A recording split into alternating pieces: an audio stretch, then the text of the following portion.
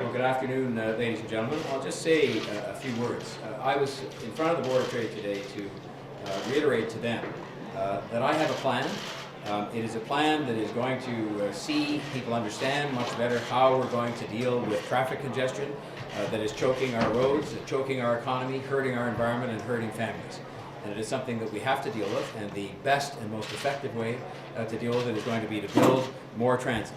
And in order to build more transit, to fight congestion, we have to lay out how we're going to pay for it. There are those who would say just raise property taxes.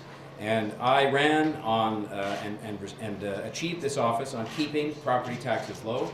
And you saw in the city's own report that when it comes to financing multi-billion-dollar projects for transit and housing and other things, that report coincides with my own belief that property taxes are not an appropriate way in which to do that. There are others who say sell hydro. And I don't agree that is the right way to go, and I'm not going to do that either. But doing nothing is not an option. Building transit, building housing, refurbishing our roads is not free. It has a big price tag to it, and it is a price tag that a number of you have said to me over time, quite correctly, we have to address. I said I would, and I have done so. And I would say to anybody who is going to be critical of this, and I understand there are going to be differing opinions across the city from many different people, but they have an obligation, in my view, to stand up and to say how they would pay for the transit, or to acknowledge they're just not going to build the transit. And if that's somebody's position, that's fine. I don't happen to believe that's responsible or right for a growing, great city, but somebody might hold that point of view. The other thing we know is that 40% of the people who use the roads that I would propose to toll are people who do not live in our city and do not pay taxes here. And I think that to ask them to pay a small share, a fairer share, certainly anything is fairer than nothing, of the cost of rebuilding and maintaining those roads and the transit that gives them too an option to get to and from Toronto in a different way is also a fair thing to do. And so now I'll answer your questions, and let's try and keep it somewhat orderly. I don't know how we do that with these lists, but let's just go around. I think that someone needs to remind you of that time more than a decade ago when you called road tolling highway robbery.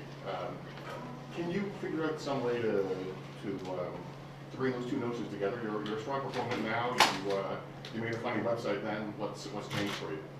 13 years ago, the main thing that's changed is I wasn't the mayor and didn't have this responsibility. And I do now have this responsibility and had three choices in front of me as to how we could pay for the transit. Three options, basically. Option one, dramatically and massively raise property taxes to pay for multi-billion-dollar projects. Option two, sell assets that could only be sold once and that would produce a certain amount of money one time. And option three was to use other means of revenue and to try to collect that money to build the transit and fix the traffic.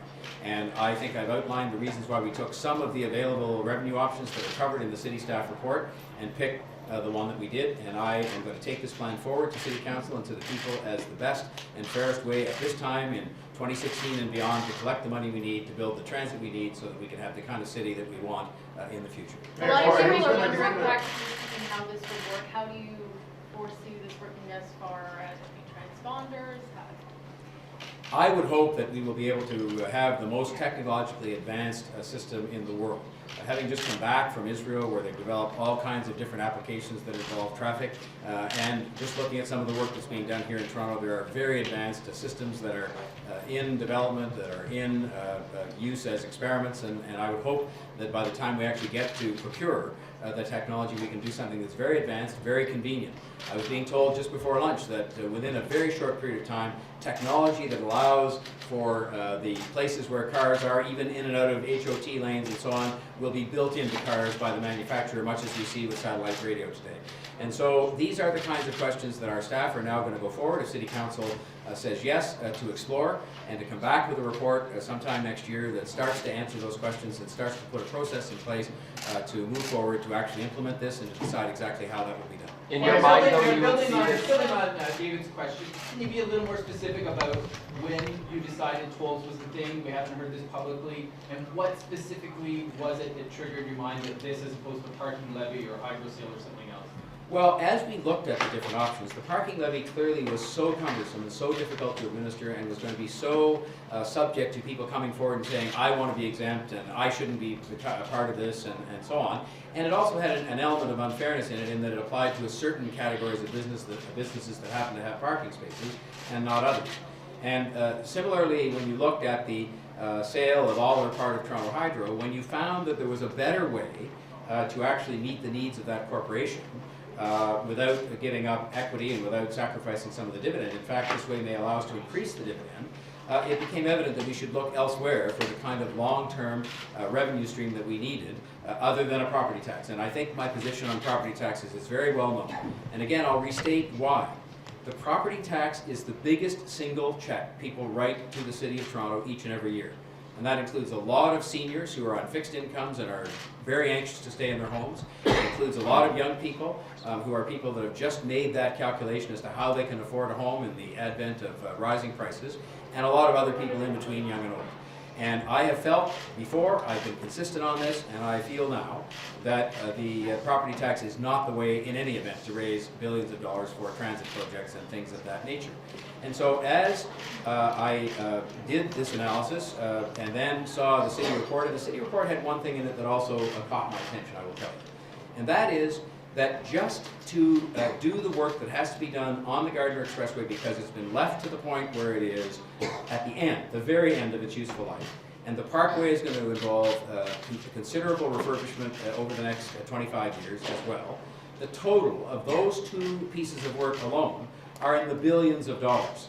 And I thought that it was fair to ask people to contribute to the cost of building what will amount to virtually new roads in the case of the Gardiner, and for the first time to acknowledge the fact that 40% of the people who use those roads are from outside of the City of Toronto, have never and do not pay any of the cost of building and keeping them up, and I think that fairness dictates that they should begin to do so in a modest way. And so that was what pushed me to the conclusion that I reached. Mr. Mayor, you talk about not wanting to put anything on the property tax, but what is that building fund levy? And also the capital levy, I didn't hear anything about that in your speech. That's recommended in the report, a capital levy kicking in around the same time as the road tolls at 5%. Well, first of all, with respect to the city report, there are a lot of things in the city report that I said I wasn't going to do, and I haven't even had time to kind of go through in this speech or standing here and list them all one by one. I indicated a couple of things I was going to do by way of tax reform. I indicated a couple of things I wasn't going to do, a tax levy, a parking tax levy, and a sale of all or part of Toronto Hydro.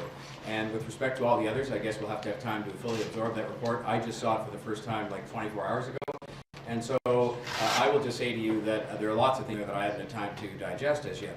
With respect to the half-point city building levy that I did announce a year or so ago, I stand by that. I think that is a reasonable, modest contribution that property taxpayers can make to beginning to finance the city building efforts in the Toronto Transit Infrastructure Fund, and it was built upon something put in place by the previous mayor, Rob Ford, who put in place a half-a-point levy to build a subway.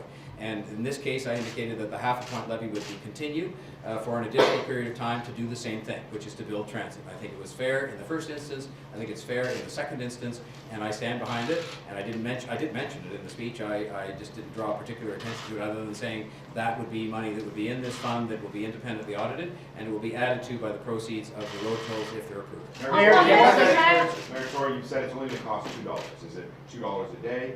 Is it $2 from York Mills to Richmond, $2 from the 427 to Yonge? And like, what is the real cost for drivers? And secondly, is it going to be people living outside of the city paying the toll, or is it going to be everyone living in the city? Well, I think I gave an example of $2, which was $2 each way that you would use the expressways in question. I will only say to you that that was just for example, because I used it as an example to say if we charged a toll of $2, it would produce roughly this much money. You'll notice in reading the report that it suggests a whole range of options, some of them lower than $2, some of them higher than $2. I'm not going to stand here today and say that either that it's my decision alone to pick a number, or that I want to do so without the expert advice of our staff. And now they've written a report that contains a range of options. They will go away and they will come back to the City Council, which ultimately has the final say on this. And we will have to make a decision on the basis of what is fair for people and what will produce the funds, not all of them obviously, to address the $33 billion, but to make a substantial dent in that so that we can move ahead and build transit and relieve traffic. With respect to the question of 905 and 416, the report that is in front of us that prompted me to speak today contemplates that it would be paid by both people in the 416 and in the 905, and I think the important thing to note there is that we will finally have an instance here, and I say this in no way that is meant to be provocative, it's just a way that represents common sense and fairness. We will finally have at least one mechanism pursuant to which the people who use services paid for by the taxpayers of the City of Toronto will make a small contribution to the costs related to those services, and I think that's very fair. Mr. Mayor, would you support a... When do you want the toll to be in place? Before the end of this term?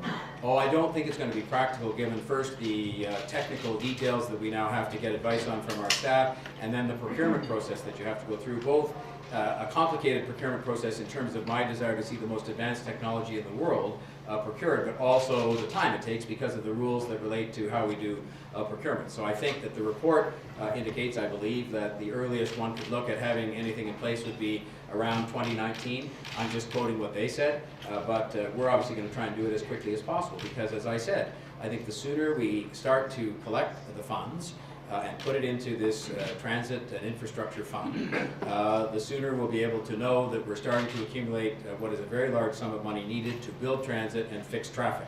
And so we'll do it carefully, we'll do it properly, but we'll do it as quickly as we can.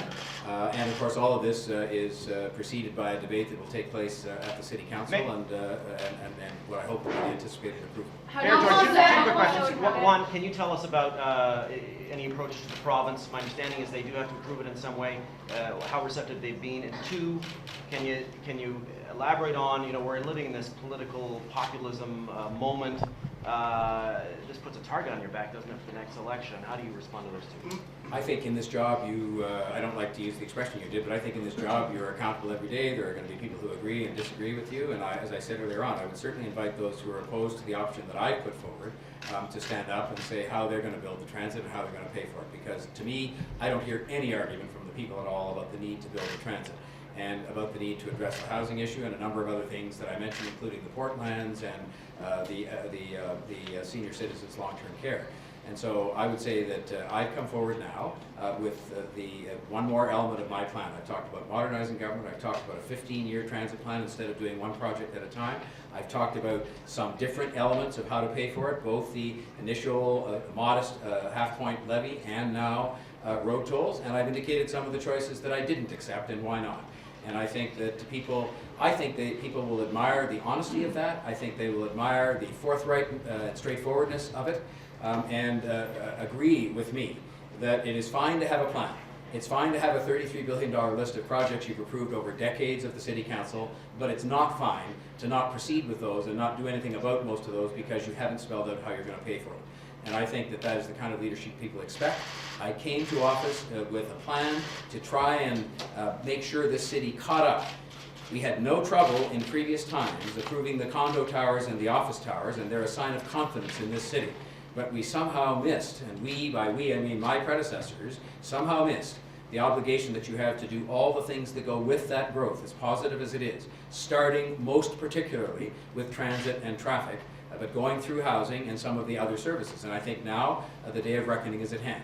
And with the city experiencing the kind of growth we know it's going to experience going forward, not based on my forecast, but everybody else's, I think not to act, not to spell out how you pay for it, and not to get on with building would be irresponsible. And I just don't intend to be seen as that kind of a mayor. So, Mayor, would you support a flat rate, or would you support a... Sorry, I just didn't hear the first part. Would you support a flat rate with this toll, or would you support a length of travel with this toll? You know what, again, I'm not going to get into that. I mean, I gave as an example, which perhaps indicates some small indication that I think a flat rate is simpler for people to understand and so on, but that was also the kind of example that was given, although they said in the report that you could do it on the basis of miles traveled.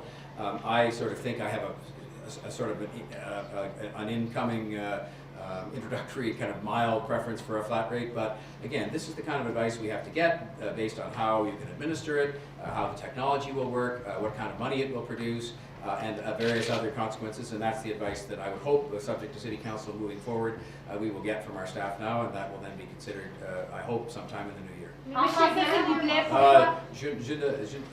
C'est un sujet très technique, mais je essaie de parler un peu de français. Mais pourquoi vous pensez que les péages de tolls, pourquoi vous pensez que c'est la meilleure solution pour payer pour tous ces projets? C'est une solution, dans mon opinion, c'est juste pour tous les citoyens. C'est les citoyens qui utilisaient les rues, Don Valley Parkway et Gardiner, payent qu'est-ce que c'est le mot? Le péage? Payent les péages. Et moi, c'est juste. Et aussi, les citoyens qui n'habitent pas dans la ville de Toronto paient aussi. Et si les citoyens des autres villes conduisent sur les rues, Don Valley Parkway et Gardiner, c'est juste pour les mêmes citoyens de payer aussi des citoyens de Toronto.